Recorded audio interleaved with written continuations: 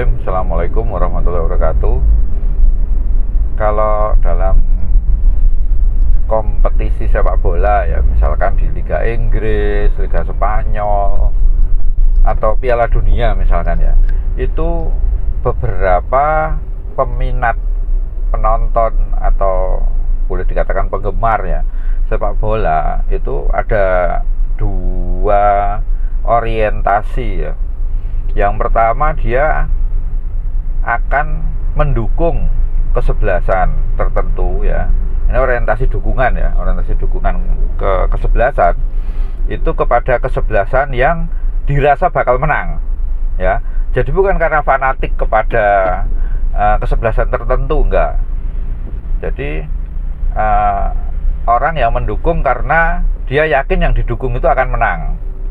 Kedua, ya memang dia fanatisme kepada kesebelasan tertentu. Jadi ada dua, mendukung kepada yang mau menang dan mendukung kepada yang memang dia yakini fanatismenya di situ gitu.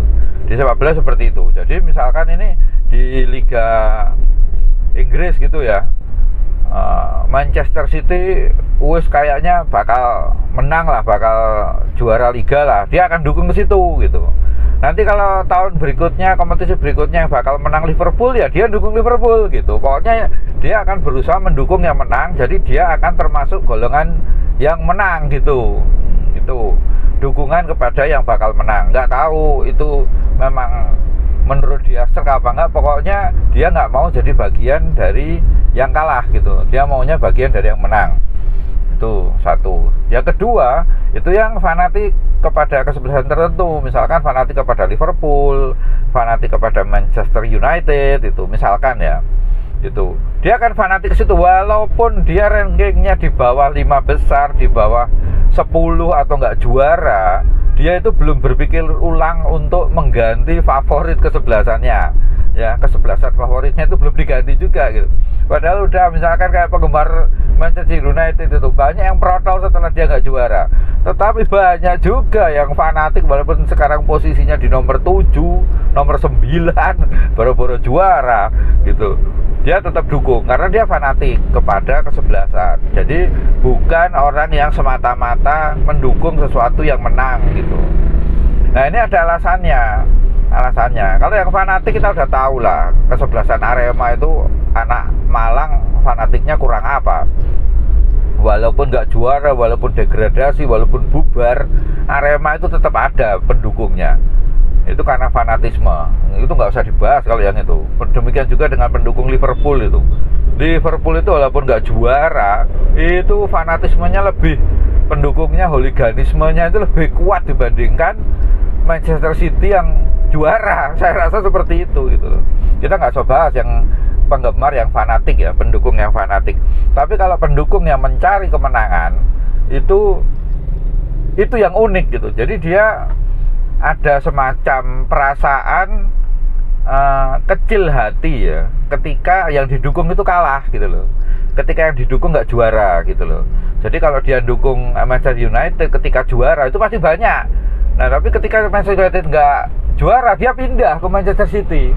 Lah kalau gilirannya nanti Liverpool, dia pindah lagi ke juaranya Liverpool gitu, pindah lagi. Pokoknya dia pengennya ikut bagian dari kesebelasan yang didukung sebagai juara. Kalau nggak juara ya pindah dia ya. Ya sama di pilpres, di konstelasi politik itu seperti itu. Ada pendukung-pendukung yang memang sreg dengan capres-capres atau partai-partai tertentu ya.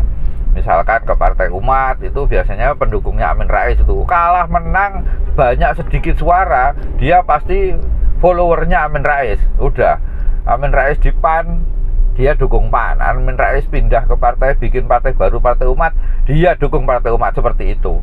Itu karena dia percaya dan fanatismenya kepada Pak Amin Rais. Tapi ada juga ya gitu tadi, nggak usah dibahas yang fanatik ke orang tertentu atau ke partai tertentu. Tapi banyak juga ternyata orang berpolitik yang cenderung memilih kepada pemenang karena ada kepentingan-kepentingan tertentu, atau karena memang kecil hati kalau dia nggak ikut bagian dari yang menang gitu.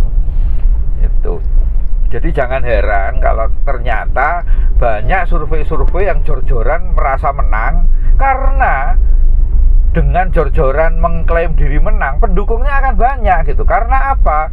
Karena banyak pendukung, karena banyak orang yang punya pikiran bahwa dia itu harus ikut dalam bagian tim yang menang. Perkara kutu loncat itu nomor kesekian lah. Yang penting menurut dia yang menang yang mana, yang menang si A, si B, 01, 02, 03 atau yang manapun, dia harus ikut dalam tim yang menang, bukan ikut yang sesuai dengan prinsip dia. Enggak, yang itu nggak usah dibahas. Jadi yang menang, pokoknya dia ikut yang menang. Wah, kalau udah gitu, begitu menang bangga dia. Wah, cerita kemana-mana.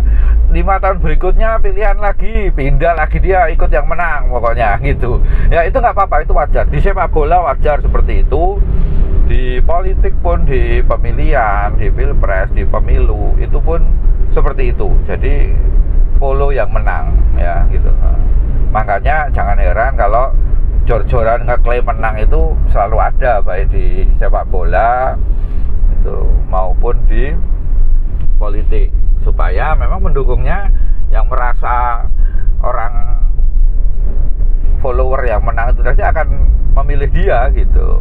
Jadi ya salah satu trik lah itu. Assalamualaikum warahmatullahi wabarakatuh.